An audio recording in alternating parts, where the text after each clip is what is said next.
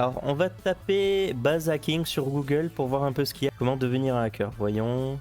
Guide du débutant pour devenir un hacker. J'ai ouvert tout ça dans des onglets, on va voir un peu ce que c'est. TryHackMe, je le pointe comme étant une bonne ressource pour débuter, parce que le niveau est pas trop difficile. Il y a ce qu'on appelle les CTF, donc les Capture the Flag, donc c'est des challenges, on se met à l'épreuve sur des machines. Mais on a également les Learning Pass, un truc comme ça. Et donc là, c'est très didactique, où il n'y a qu'à suivre les consignes, et c'est globalement bien expliqué. Alors, les bases du hacking, bon ça a l'air... assez poussé quand même. Hacking Geek, ça a l'air pas mal, mais est-ce que ça va assez loin? Il y a un chapitre ingénierie sociale, ok. L'art subtil d'exploiter les vulnérabilités XSS, bah ouais, c'est cool ça. XSS attaque, ça a l'air d'expliquer bien. Ok, ils mettent ça CSS, voilà, ça s'appelle XSS pour pas confondre avec CSS. C'est bien parce qu'il part vraiment du début. Ok, Persistent Reflected, DOM. Ok, excellent. J'aime beaucoup ce site, Hacking Geek. Je pense que c'est un bon learning path pour débuter. Voilà, Hacking Geek. Je le connaissais pas, hein, je viens juste de taper dans Google.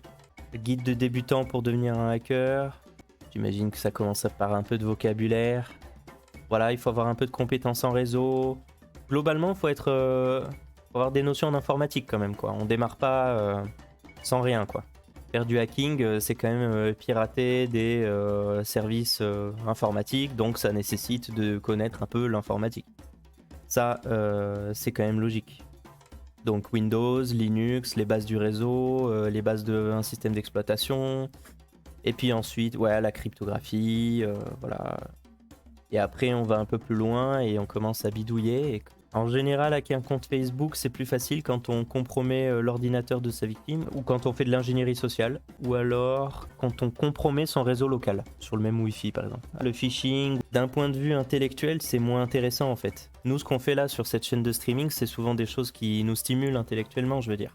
C'est sans doute ce qui marche le mieux en vrai. Tu le vois une fois, tu le vois pas deux fois, enfin, ça marche toujours pareil quoi. Alors que faire des machines différentes, c'est tout le temps différent. Maintenant, effectivement, c'est probablement ce qu'il y a de plus universel, le phishing. On va dire que c'est ce qu'il y a de moins complexe techniquement, on va dire, mais de plus puissant. Social Engineering Toolkit pour faire du social engineering.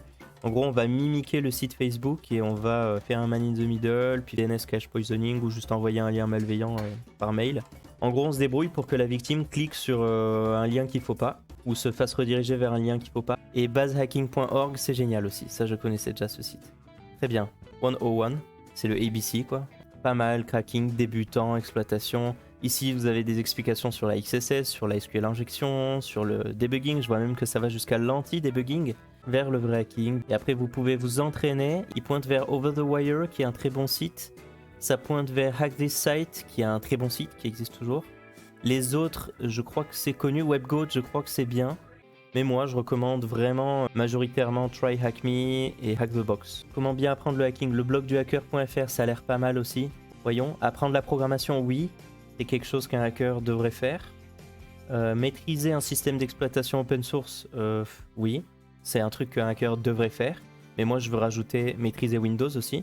Parce que personnellement, mes cibles, c'est 50-50. Hein. C'est à la fois du Windows, c'est à la fois du Linux. Donc si on est perdu sur Windows, ce qui est le cas de beaucoup de pentesters, ou de débutants en tout cas, on est limité. Maîtriser le fonctionnement réseau, assimiler les concepts, ouais, tout ça, ça me paraît bien. Ça m'a l'air pas mal pour débuter, pour comprendre au moins de quoi on parle.